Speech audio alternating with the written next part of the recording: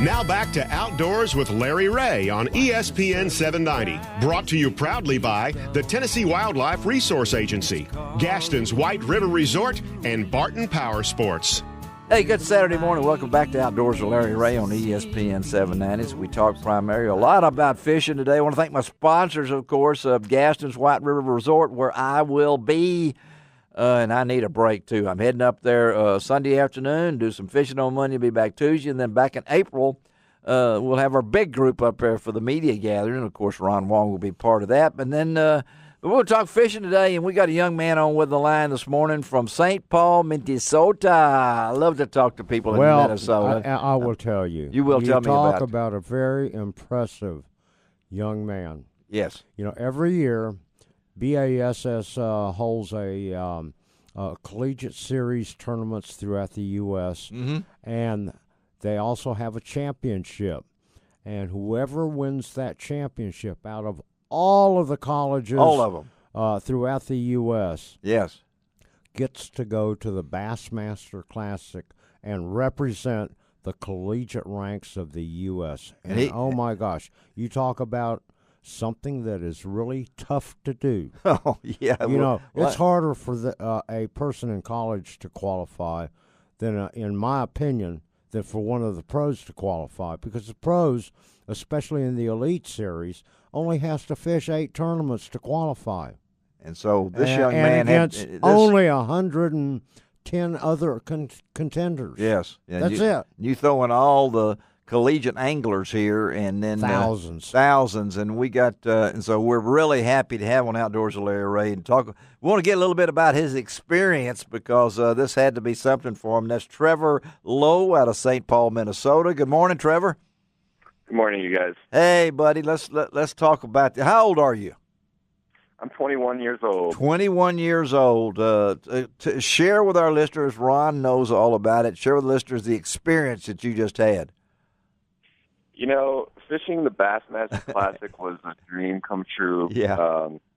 I had been dreaming about it ever since I was a kid. You know, I watched the guys on TV weigh in front of thousands and thousands of people. And, you know, it was just incredible to be pulled through that stadium and just have the crowd roar as soon as you get through there. You got your music going and everything like that, and it just gets you fired up. Did you feel like this was a dream, like you were a dream atmosphere? Yeah, you know, they the day before the tournament, they took us into the stadium just so we can have an idea of where we would be coming through, where we would weigh in, and you know, it just started to sink in. You start getting the butterflies. Oh yeah, yeah. It was just incredible. Did you sleep much the night before the first day? You know, I didn't sleep too much, just because it was late at night. We had the media day and all sorts of stuff the night before the tournament, and that kept us pretty busy. Yeah. But falling asleep wasn't too hard because we had so many events going on that I was pretty. You were tired. Pretty tired. Yeah. Exactly. And we're talking to Trevor Lowe here, and Ron, I know that you. This is quite an honor for a young man to be able to do this, and. Well, I will tell you, you know, I had the opportunity to see Trevor on Wednesday, the last practice day. I believe you were sitting in Honey Creek at the bridge there, Trevor. Correct. And, you know, he looked just like any of the other contenders there in the Bassmaster Classic, working hard. Yeah. I saw the color of the crankbait he was using. Oh, you did? You were watching the crankbait. And I got to tell you, you know, essentially the same color everybody else was using, some kind of a crawfish pattern. But Trevor, you know, during practice, what was your practice like going into the tournament? Yeah, you know, I practiced basically everywhere in the lake. I hit every major creek in there, and as a lot of the guys would say, the north part of the lake in Elk was the Elk River. More clear.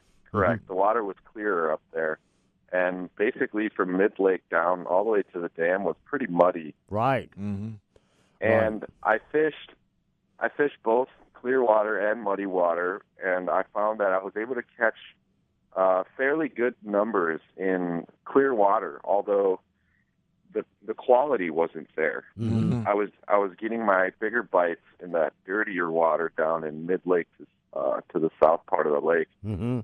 and I went with that game plan for the tournament because I had been targeting secondary points in these tiny little north coves Mm-hmm.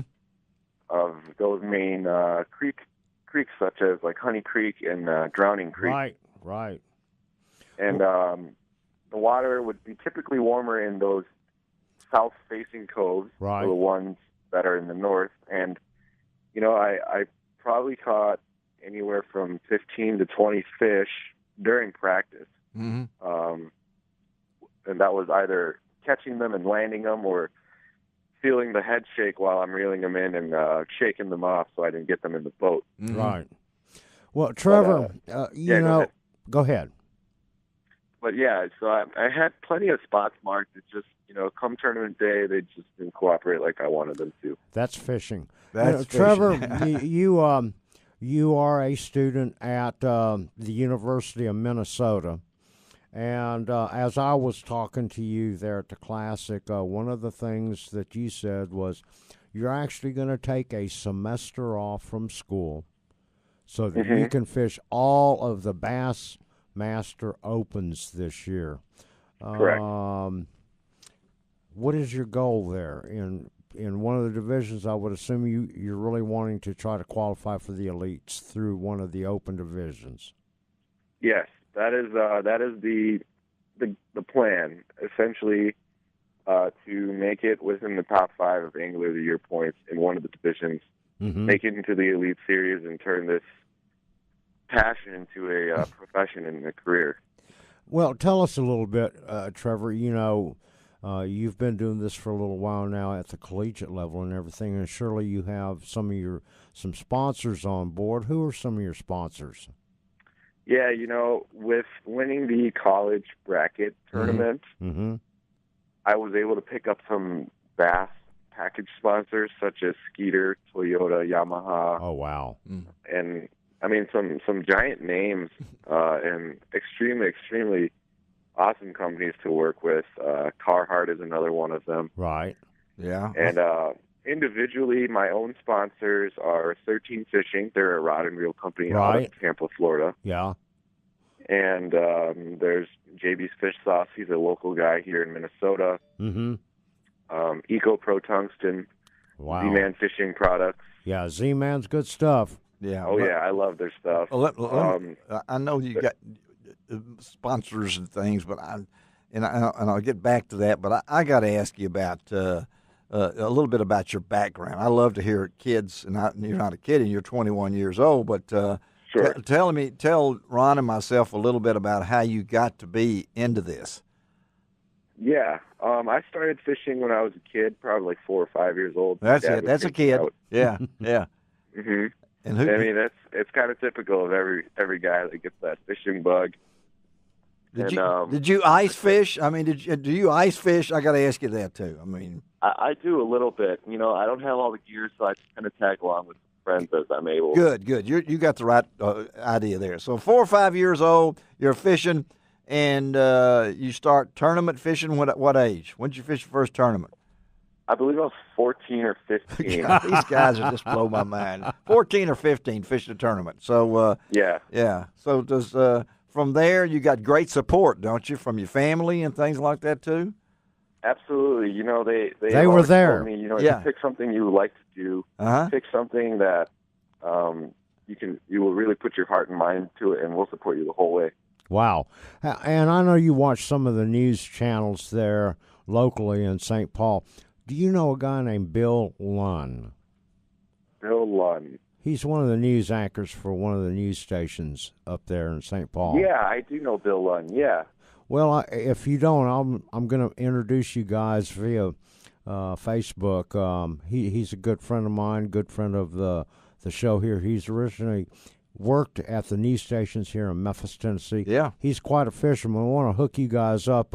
Sure. Maybe he can talk to you one day on his news broadcasts.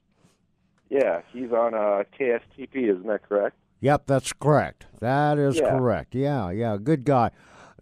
Trevor, moving forward, when do you start your tournaments? I fished one in the last week of January down in Toho. Yeah. Right. Yeah. How'd you do there?